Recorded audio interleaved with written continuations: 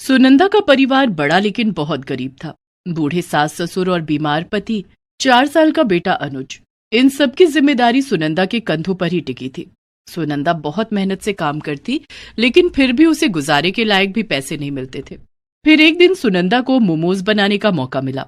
उसके बाद सुनंदा की जिंदगी ही बदल गई। सुनंदा, घर की साफ सफाई हो गई हो तो बाथरूम में रखे गंदे कपड़े धो देना, और हाँ, जाने से पहले मेरे बालों में तेल लगाकर मसाज कर देना। उफ, आज सिर में बहुत दर्द है। आहा, पूरे हफ्ते ऑफिस में काम करके बहुत थक जाती हूँ। जी मालकिन। सुनंदा अपने काम में लग जाती है। घर के सारे काम निपटाकर मालकिन के बालों में तेल लगाकर फिर अपने घर की ओर निकल पड़ती है। सुनंदा का पति विमल एक फैक्ट्री में गार्ड का काम करता था। उसकी हमेशा नाइट ड्यूटी रहती थी। एक रात वो काम पर जा रहा था कि रास्ते में एक तेज रफ्तार गाड़ी ने उसे टक्कर मारी। इस हादसे में विमल का एक पैर फ्रैक्चर हो गया था, जिस कारण विमल अब काम पर नहीं जा सकता था। विमल की यह हालत देखकर फैक्ट्री के मालिक ने उसे बगैर तनख्वाह के हमेशा के लिए छुट्टी पर भेज दिया।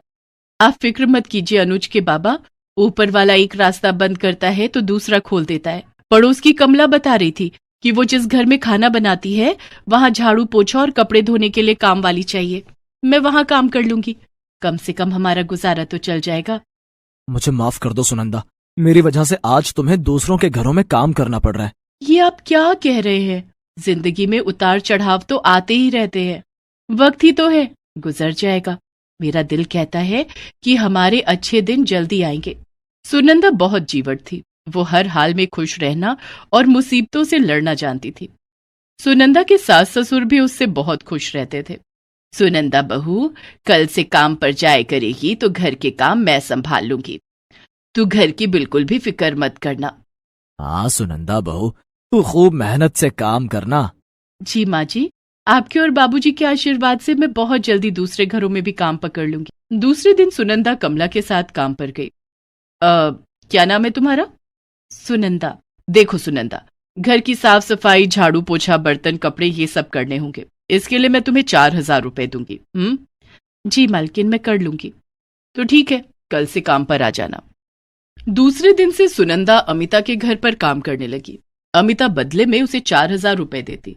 इतने कम पैसों में सुनंदा और उसके परिवार का गुजारा बस इतना ही हो रहा था कि उन्हें 2 वक्त की रोटी मिल जाती थी।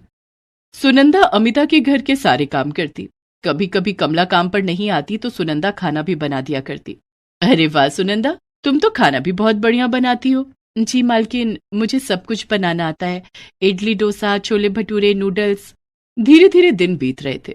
एक दिन अमिता के घर पर किटी पार्टी थी, जिसमें उसकी कुछ सहेलियां आने वाली थीं। अमिता के घर के पास एक बहुत ही नामी रेस्टोरेंट था जिसका नाम गोपाल रेस्टोरेंट था। वहां के मोमोज बहुत ही मशहूर थे। अमिता की सहेलियों ने पार्टी में गोपाल रेस्टोरेंट के मोमोज मंगवाने के लिए कहा, लेकिन किटी पार्टी वाले दिन जब अमिता ने मोमोज मंगवाने के लिए रेस्टोरेंट में फोन किया तो उस दिन रेस्टोरेंट बंद था। ओफो, ये रेस्टोरेंट को भी आज ही बंद होना था। अब मैं क्या करूं? तभी अमिता की नजर सुनंदा पर पड़ी। सुनंदा, क्यों ना आज मेरी सहेलियों के लिए तुम मोमोज बना दो, तुम तो अच्छा खाना बनाती हो। लेकिन मालकिन, मैंने कभी मोमोज नहीं बनाए हैं। अरे यूट्यूब पर मोमोज बनाने की रेसिपी देखकर मोमोज बना दो। ठीक है मालकिन। अमिता ने मोमोज बनाने के लिए सामान मंगवाए और यूट्यूब पर मोमोज बनाने की रेसिपी प्ले कर दिया, जिसे देखकर सुनंदा मोमोज बनाने लगी। इसी तरह सुनंदा ने वेज मोमोज, पनीर मोमोज, फ्राई मोमोज बनाकर तैयार कर लिए। जब किटी पार्टी शुरू हुई और अमिता की सहेलियों ने मोमोज खाना शुरू किया, यम्मी, कितने टेस्टी मोमोज है। गोपाल रेस्टोरेंट के मोमोज का कोई जवाब नहीं। ये मोमोज गोपाल रेस्टोरेंट के नहीं है, फिर कहां से मंगवाए हैं? मंगवाए नहीं है, ये मोमोज सुनंदा ने बनाए हैं। अच्छा, बड़े टेस्टी मोमोज बनाए हैं यार। ऐसा लग रहा है जैसे किसी महंगे रेस्टोरेंट से मंगवाए हो। हाँ यार, कमाल के मोमोज हैं।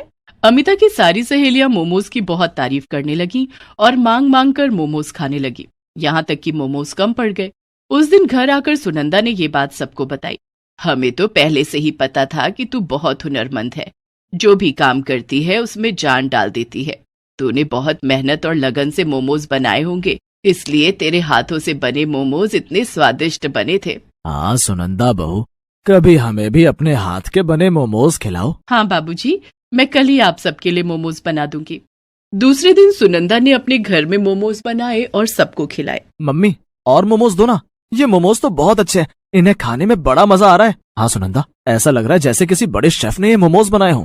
मैं तो कहती हूँ ये दूसरों के घरों का काम छोड़कर तू मोमोज बनाकर बेचना शुरू कर दे। लेकिन मोमोज बनाने के लिए ढेर सारी सामग्री खरीदनी होगी, उसके लिए पैसे कहाँ से आएंगे? अब मैंने कुछ पैसे बचा कर रखे हैं, उन्हीं पैसों से मोमोज बनाने का काम शुरू करूंगी। सुनंदा ने अपने जोड़े हुए पैसे निकाल कर देखे तो वो सिर्फ 2000 ही थे, जिसे देखकर वो उदास हो गई। लेकिन तभी उसके ससुर जोगेश ने कहा, सुनंदा बहू, इसमें उदास होने की क्या जरूरत है? किसी काम की शुरुआत कम पैसों से ही की जाती है। आप ठीक कह रहे हैं बाबूजी, मैं इस काम की शुरुआत 2000 रुपए से ही करूंगी। दूसरे दिन से सुनंदा ने अमिता के घर का काम छोड़ दिया। वो 2000 रुपए लेकर बाजार गई और मोमोज और चटनी बनाने के लिए सामान खरीदने लगी। सुनंदा की नजर बाजार में बिक रही टोकरियों पर पड़ी। मैं अपने मोमोज टोकरी में रखकर और घूम घूम कर बेचूंगी। सुनंदा ने मोमोज बनाने के सामान के साथ साथ एक टोकरी भी खरीदी और घर आ गई। दिन भर खूब मेहनत करके सुनंदा ने मोमोज बनाए। शाम को सुनंदा अपने सिर पर मोमोज और चटनी से भरी टोकरी लेकर उसे बेचने निकली। वो गली मोहल्लों में घूम घूम कर मोमोज बेचने लगी। शाम का वक्त था, लोगों को उनके घर के पास बैठे बिठाए शाम के स्नैक्स के रूप में मोमोज मिल रहे थे। लोगों ने सुनंदा से उसके मोमोज खरीदने शुरू कर दिए। मुझे 1 प्लेट पनीर मोमोज और सफेद वाली चटनी दे दो। ये लीजिए मैडम। कितने पैसे हुए? 20 रुपए मैडम। धीरे धीरे सुनंदा के पास लोगों की भीड़ लगने लगी। लोग सुनंदा से उसके मोमोज खरीदकर खाने लगे। लोगों को सुनंदा के हाथ के बने मोमोज बहुत पसंद आ रहे थे। अरे वाह, बड़े स्वादिष्ट मोमोज हैं। ऐसा लग रहा है जैसे किसी बड़े रेस्टोरेंट में बने हैं या किसी शेफ ने बनाए हैं। शेफ ने नहीं बनाए हैं साहब, ये मोमोज मैंने बनाए हैं। बहुत ही लाजवाब मोमोज हैं। सुनंदा के पास लोगों की भीड़ लग गई। सब उसके मोमोज खरीदने के लिए टूट पड़े। मेरे लिए 2 प्लेट वेज मोमोज पैक कर दो। मुझे भी 1 प्लेट वेज मोमोज चाहिए। मुझे 1 प्लेट वेज फ्राई मोमोज चाहिए। हाँ हाँ, सबको मोमोज मिलेगा। सुनंदा एक एक करके सबको मोमोज देने लगी और देखते ही देखते उसके सारे मोमोज बिक गए। उस दिन सुनंदा ने खूब पैसे कमाए। वो खुशी खुशी घर गई और सबको सारी बातें बताई। मुझे तो पहले से पता था कि तुम्हारे मोमोज लोगों को बहुत पसंद आएंगे। हाँ अनुज के बाबा, मैं खूब मेहनत करूंगी और कल आज से भी ज्यादा मोमोज बनाऊंगी। सुनंदा बहू, तुम थक गई होगी, चलो अब हम खाना खाकर सो जाते हैं। सभी लोग खाना खाकर सो गए। दूसरे दिन सुनंदा ने बाजार जाकर मोमोज बनाने का ढेर सारा सामान खरीदा। घर आकर वो फिर से मोमोज बनाने में जुट गई। आज सुनंदा ने पहले से भी ज्यादा मोमोज बनाए। शाम को जब सुनंदा मोमोज लेकर बेचने निकली तो गली मोहल्ले के लोग उसका इंतजार कर रहे थे। सुनंदा के आते ही लोग उसके मोमोज खरीदने लगे। मुझे वेज मोमोज चाहिए। मुझे फ्राई मोमोज चाहिए। मुझे पनीर मोमोज चाहिए। मुझे फ्राई मोमोज चाहिए। मुझे पनीर मोमोज चाहिए। सुनंदा ने सबको उनकी मनपसंद मोमोज और चटनी दी। देखते ही देखते उसके सारे मोमोज बिक गए। आज भी सुनंदा की खूब कमाई हुई। तभी सुनंदा के पास सूट बूट में एक आदमी आया और सुनंदा से बोला, क्या तुम ही सुनंदा हो? जी मालिक, मैं ही सुनंदा हूँ, कहिए क्या बात है? मेरा नाम विराट है, मैं गोपाल रेस्टोरेंट का मैनेजर हूँ। तुम्हारे मोमोज की बहुत तारीफ सुनी है। क्या अपने मोमोज मुझे टेस्ट कराओगी? हाँ हाँ मालिक, क्यों नहीं, ये लीजिए। सुनंदा ने विराज को 1 प्लेट पनीर मोमोज खाने के लिए दिए। वाकई ऐसे मोमोज तो मेरे रेस्टोरेंट में भी नहीं बनते। क्या तुम मेरे रेस्टोरेंट के लिए मोमोज बनाओगी? इस काम के लिए मैं तुम्हें महीने के 30,000 रुपए दूंगा। हाँ मालिक, मुझे मंजूर है। ये लो 15,000 रुपए एडवांस, और कल से मेरे रेस्टोरेंट के लिए मोमोज बनाने शुरू कर देना। मैं अपने आदमी भेजकर तुम्हारे घर से मोमोज मंगवा लूंगा। सुनंदा पैसे लेकर घर गई और सबको बताया कि कैसे उसे गोपाल रेस्टोरेंट के लिए मोमोज बनाने का काम मिला है। महीने के 30,000 रुपए। देखा सुनंदा बहू, मोमोज बनाते ही तेरी लॉटरी लग गई। पिताजी, ये सब सुनंदा की मेहनत का कमाल है। हाँ बहू, ये सब तेरी मेहनत के कारण हुआ है। अब कल से और भी ज्यादा मोमोज बनाने होंगे। चिंता की कोई बात नहीं सुनंदा, कुछ ही दिनों की बात है। तब तक मेरा पैर भी पूरी तरह ठीक हो जाएगा। उसके बाद मैं भी मोमोज बनाने में तुम्हारी मदद करूंगा। दूसरे दिन से सुनंदा गोपाल रेस्टोरेंट के लिए मोमोज बनाने लगी। रेस्टोरेंट के कारीगर सुनंदा के घर आकर मोमोज ले जाते और उसे रेस्टोरेंट में बेचते थे। इस काम में घर के सभी लोग सुनंदा की मदद करने लगे। कुछ दिनों के बाद विमल का पैर भी ठीक हो गया और वो भी मोमोज बनाने में सुनंदा की मदद करने लगा। धीरे धीरे करके सुनंदा ने काफी पैसे जोड़ लिए। एक दिन, अनुज के बाबा, मैं सोच रही थी क्यों ना मोमोज की अपनी दुकान खोल लूं। मैं मोमोज बनाऊंगी और आप मोमोज बेचना। ये तो तुमने बहुत अच्छी बात सोची है सुनंदा। हम मोमोज की अपनी एक दुकान खोल लेंगे। जल्दी ही सुनंदा ने मोमोज की अपनी एक दुकान खोल ली, जहां कई वैरायटी के मोमोज मिलने लगे। धीरे धीरे सुनंदा के मोमोज पूरे शहर में मशहूर हो गए। लोग सुनंदा की दुकान पर उसके बनाए हुए मोमोज खाने के लिए आने लगे। सुनंदा की कमाई पहले से भी ज्यादा बढ़ गई। अब उसकी और उसके परिवार की गरीबी भी दूर हो गई थी। सुनीता कई सालों से सब्जी बेचने का काम कर रही थी, लेकिन इस काम से उसका और उसकी 7 साल की बेटी पिंकी का गुजारा नहीं हो पा रहा था। सुनीता के पति किशोर की मौत 4 साल पहले एक सड़क हादसे में हो गई। ससुराल वालों ने तो किशोर की मौत के साथ ही उससे मुंह मोड़ लिया था, और अब मायके वाले भी साथ छोड़ रहे थे। भैया भाभी, आप लोग शहर क्यों जा रहे हो? क्यों न जाएं हम शहर? यहां गांव की जिंदगी में रखा क्या है सिवाय जिम्मेदारियों के? सुनीता समझ गई थी कि उसकी भाभी का इशारा उसकी तरफ ही था। दरअसल उसका भाई सुरेश और भाभी कामिनी उसके घर से थोड़ी ही दूर रहते थे। सुरेश एक ढाबा चलाता था जो काफी अच्छा चल रहा था, इसलिए वो कभी कभी सुनीता की कुछ मदद कर दिया करता था। लेकिन ये बात उसकी पत्नी कामिनी को बिल्कुल पसंद नहीं थी। कामिनी के जोर देने पर ही अब सुरेश गांव छोड़कर शहर जा रहा था। अब अपनी भाभी को गलत मत समझना सुनीता, इसका मतलब इस घर से था। दरअसल ये घर अब काफी पुराना हो गया है। इसका रख रखाव मुश्किल भी है और खर्चीला भी। और फिर बच्चों के भविष्य के बारे में भी तो सोचना है ना। शहर में रहेंगे तो बच्चे भी अच्छे स्कूल में पढ़ सकेंगे। लेकिन तू फिक्र मत करना, मैं गांव छोड़कर जा रहा हूं, तुझे और पिंकी को नहीं। मैं तुम लोगों से मिलने आता रहूंगा। सुरेश की बात सुनकर कामिनी को गुस्सा आ जाता है। वो एक बार फिर सुनीता को सुनाते हुए कहती है, हाँ हाँ, सबका ठेका तो तुम्ही ने लेकर रखा है ना। इतना कहकर कामिनी वहां से चली जाती है।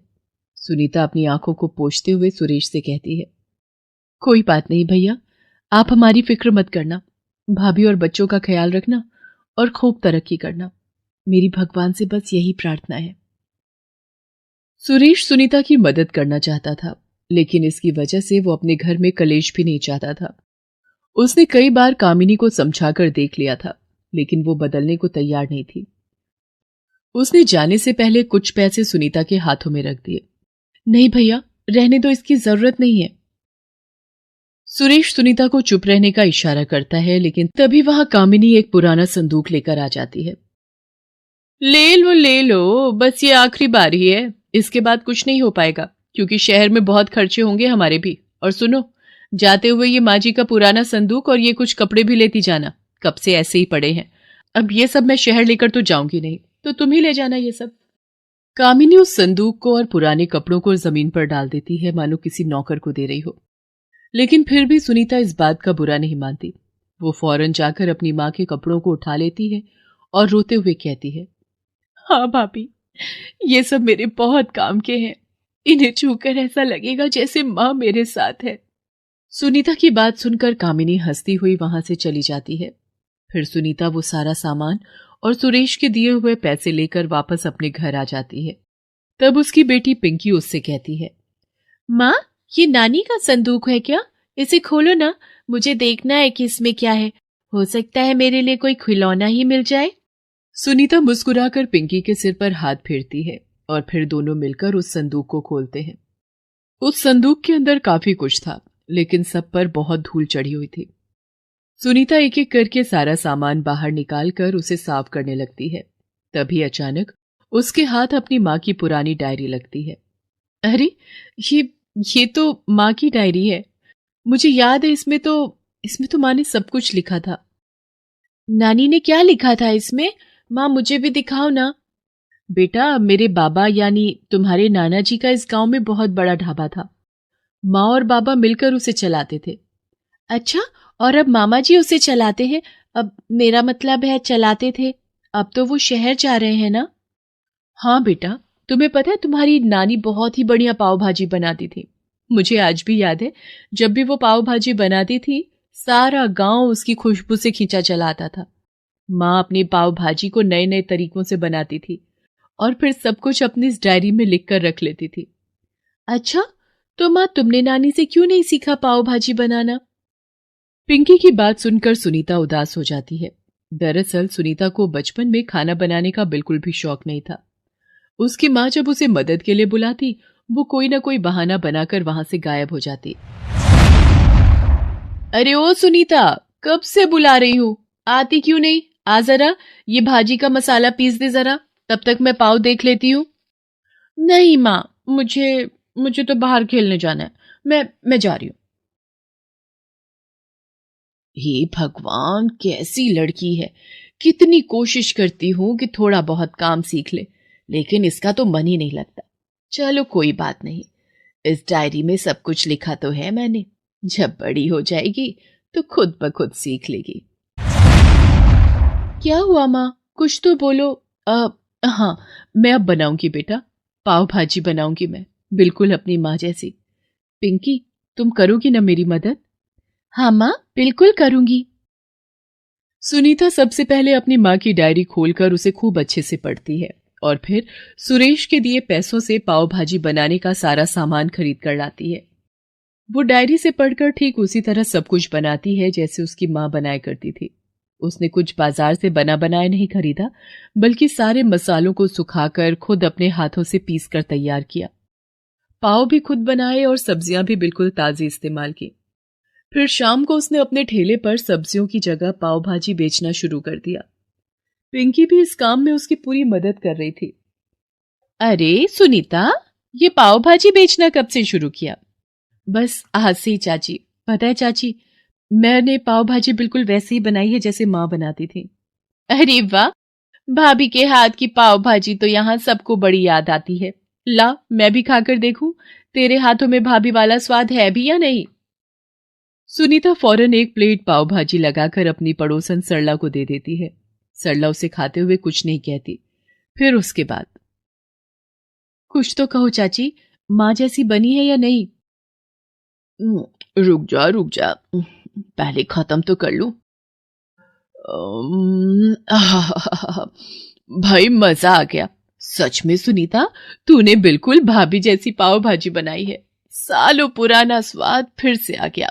वाह, तुझे तो ये काम पहले ही कर लेना चाहिए था, फालतू में वो सब्जी बेचने के चक्कर में पड़ी थी। चल ऐसा कर, 4-5, तू ऐसा कर, पूरी 6 प्लेट पैक कर दे, घर में सबकी तबीयत खुश हो जाएगी तेरी पाव भाजी खाकर। सरला से अपनी पाव भाजी की इतनी तारीफ सुनकर सुनीता बहुत खुश हो जाती है और फटाफट उसे पाव भाजी पैक करके दे देती है। धीरे धीरे सुनीता के पास और भी ग्राहक आने लगे और सिर्फ 2 घंटों के अंदर ही सुनीता की सारी पाव भाजी बिक गई। माँ, ये तो कमाल हो गया। जब हम सब्जी बेचते थे तो हफ्ते भर में भी ठेला खाली नहीं होता था, और अब देखो 2 घंटों में ही सब कुछ खत्म हो गया। हाँ पिंकी, ये सब मेरी माँ का कमाल है। चलो अंदर चलते हैं और कल के लिए तैयारियां करते हैं। सुनीता और पिंकी मिलकर पाव भाजी बनाने लगे और धीरे धीरे सारा गांव उनका ग्राहक बन गया। शाम होते ही उसके ठेले पर भीड़ लगनी शुरू हो जाती है और कुछ ही घंटों में सब कुछ बिक जाता था। ऐसे ही कुछ साल बीत गए। अब सुनीता को किसी बात की चिंता नहीं थी। सुनीता के ठेले की जगह अब गांव में एक बड़ी पाव भाजी की दुकान थी, जैसे कभी उसके माता पिता की हुआ करती थी। इतना सब होने के बाद भी सुनीता ने मेहनत करना नहीं छोड़ा, बल्कि अब वो वक्त के साथ अपनी पाव भाजी में कई बदलाव भी करने लगी थी, जिन्हें भी लोग खूब पसंद कर रहे थे। अरे वाह आंटी, आपकी भाजी में तो बिल्कुल पिज्जा जैसा स्वाद आ रहा है। ऐसा कैसे किया आपने? मैंने अपनी भाजी में चीज भी डाला है। पिछली बार तुमने कहा था ना कि तुम्हें और तुम्हारे दोस्तों को पिज्जा बहुत पसंद है, बस इसीलिए। अरे वाह आंटी, मैं अभी जाके अपने सारे दोस्तों को बुला कर लाता हूँ। वो सब भी आपकी पाव भाजी खाकर बहुत खुश हो जाएंगे। इसी तरह सुनीता दिन दूनी रात चौगुनी तरक्की करने लगी। यहां तक कि अब तो उसका इतना नाम हो गया था कि उसे शहर की पार्टियों के लिए भी ऑर्डर मिलने लगे थे। हाँ ये ठीक है, तुम ऐसा करो, जाकर सारी सब्जियां उठा लाओ, तब तक मैं भाजी बनाना शुरू करती हूँ। अरे भाभी, आप कहाँ परेशान होगी, हम सब मिलकर कर लेंगे सब कुछ, आप आराम कीजिए। नहीं बिरजू भैया, बनाऊंगी तो मैं खुद ही, जैसे हमेशा मेरी माँ बनाती थी। आप मेरी मदद कर रहे हैं, यही काफी है। सुनीता शहर में हो रही एक बड़ी पार्टी के लिए पाव भाजी बना रही थी। उस पार्टी में सुरेश और कामिनी भी आए हुए थे। सुरेश ने जैसे ही सुनीता के हाथों की बनी पाव भाजी चखी तो वो उस स्वाद को तुरंत पहचान गया। राकेश, ये पाव भाजी किसने बनाई है? मुझे अभी मिलना है उससे। अरे बड़ी मशहूर कैटरर है, पास के ही गांव में रहती है, लेकिन फिर भी उसके ऑर्डर की बुकिंग बड़ी मुश्किल से मिलती है। अच्छा, फिर तो बंटी के बर्थडे के लिए अभी से इस कैटरर को बुक कर लेते हैं। जल्दी चलिए जी। सुरेश का दोस्त उसे और कामिनी को लेकर सुनीता के पास जाता है। वहां सुनीता को पाव भाजी बनाते देखकर सुरेश और कामिनी दोनों चौंक जाते हैं।